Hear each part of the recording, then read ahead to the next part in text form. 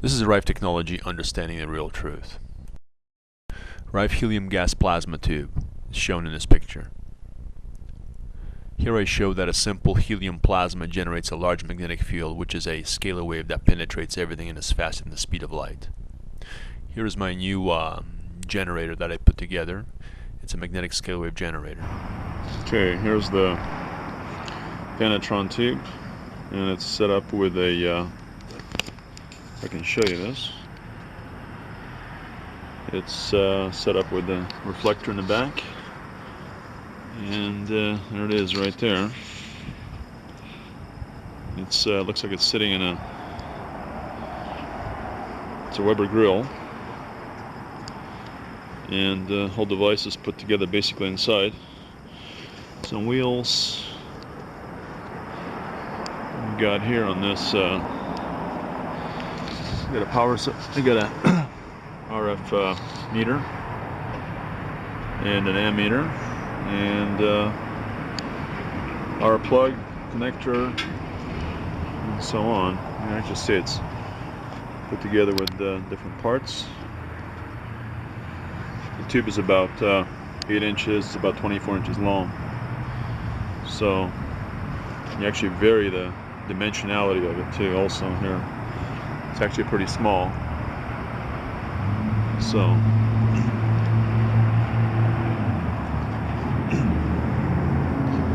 definitely pretty small.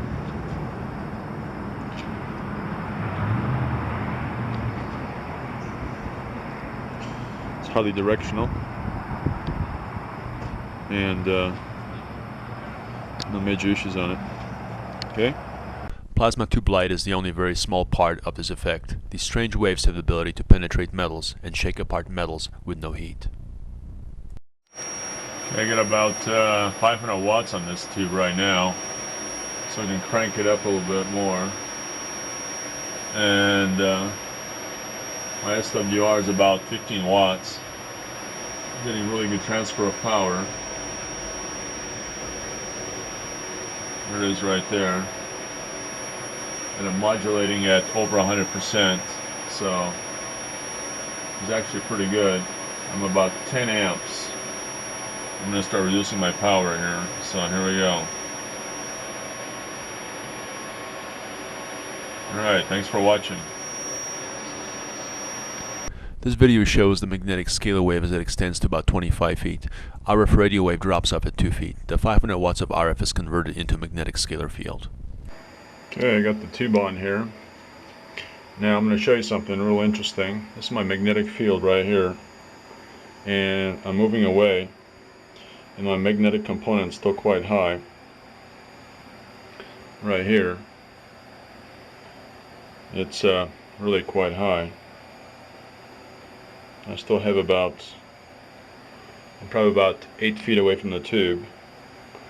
I go closer, I can see my magnetism is just increasing. It's a huge magnetic field. You can generate it this way and here. So it's quite a bit of a large directional field, especially if I force it to this way here. Quite a bit. Now if I go back a little bit, you should be able to diminish it, but it's not doing. There it is right there. If I can sweep across it, you can actually see that. Should be no magnetic field at all whatsoever. And I have one hell of a magnetic field here. See that? Right here. And I'm about that far away from the tube. Show you that. There's the tube and there's my magnetic field right here. Varying, okay? I'm going to change it to the sum. Obviously my electrical and magnetic field component's pretty high. If I go to radio, my radio field is almost none whatsoever here. So unless I get very close to the tube here, which when I get up here to this tube is quite high. Okay, I'm going to shut this puppy off, and that'll be it. Thank you for watching. A very slow frame rate shows plasma striations that are making curved and straight lines. It is these artifacts that make plasma modulated fields do extraordinary things, such as time shifting, alteration of matter, and faster than light speed scalar waves. Okay, this is what the plasma field really looks like. I'm shooting off a vacuum tube monitor. There's a scan line that's coming up that doesn't have anything to do with a plasma field. And you can actually see the parallel lines that are being generated off that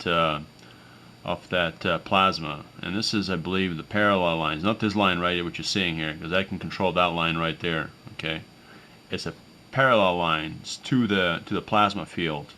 And these are the electrodes right here. I'm shooting off a vacuum tube monitor because I have no other way of doing this. And I have a software that allows me to do this. You actually see this. It's really quite striking. The fields are alternating current, and not that line right there again. This is what's causing the magnetic fields to be generated by this plasma tube. And what I'm going to do is I'm going to see if I can slow it down a little bit, and see if I can show you a little bit more what's actually happening here. Here we go. I'm going to slow it down.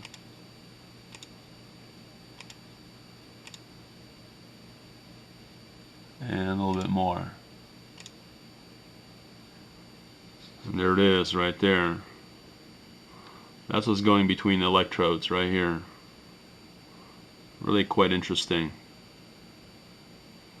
They look like miniature alternating current lines, and this miniature alternating current lines are the ones that are causing these scalar potentialized waves.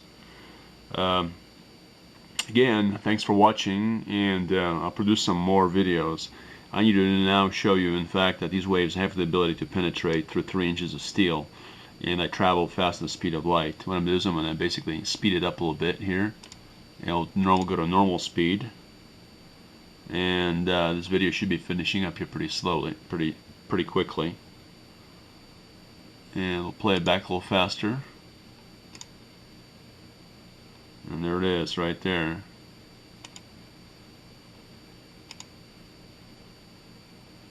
And that's my other electrode right here. And you'll see the electrode being pumped and so on. And it's almost over. There it is right there. That's my modulation, basically, to the tube. Play back to normal speed. And the striations are quite evident right here. I'm pumping this basically with like 2 sine waves offset. They're in the audio range, about 19,000 hertz. And it's interferometric waves. That's what you're seeing here. It's really quite interesting that, in fact, I discovered this artifact. I didn't see that before, but it's not a camera artifact, by the way, if anybody wants to see this. It is not at all. The lines are absolutely parallel. And I'm slowing down here.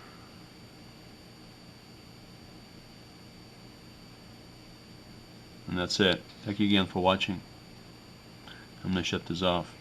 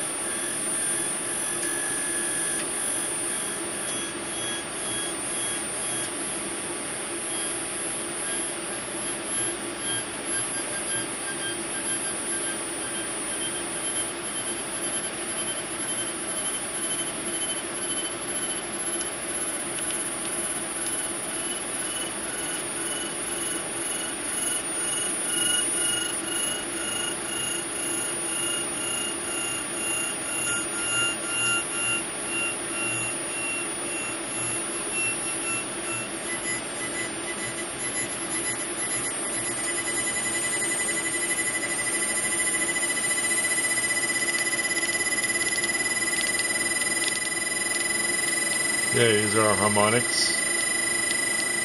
That's what John Bedini was talking about, pump wave. You can see all the harmonics within the sine wave here. So we got here quite a bit of variation. There's a modulation right there. I'm about 150 watts or so. Raise it up a little bit.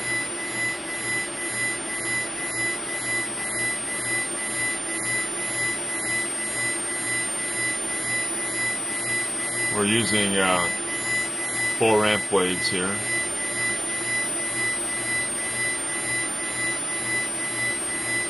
Just the amount of power.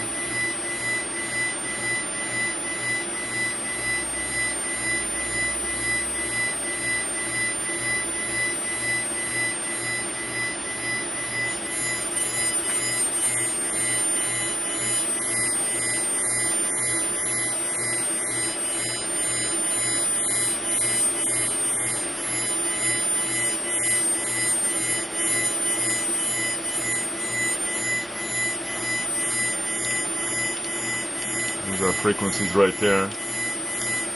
Pretty violent. I'm going to show you something else here before my camera runs out. There's my pump. Right there. You see that? I'm going to go to manual. Okay. And that's what we got here. Absolutely amazing. Okay. What you have just seen is basically a variation in frequency. What I have is basically 3.5 megahertz carrier wave. What happens when you modulate, when you add audio carrier to the modulation of a set carrier frequency, the frequency in the plasma tube changes, and it totally changes, throws everything out the window which you know about plasmas. Basically, it's like this, what John Bidney says. Rife found a method of basically heterodyning or mixing a couple frequencies in a plasma tube, and this is what caused the devitalization of the bugs. That's all I wanted to say in the end. Thank you again.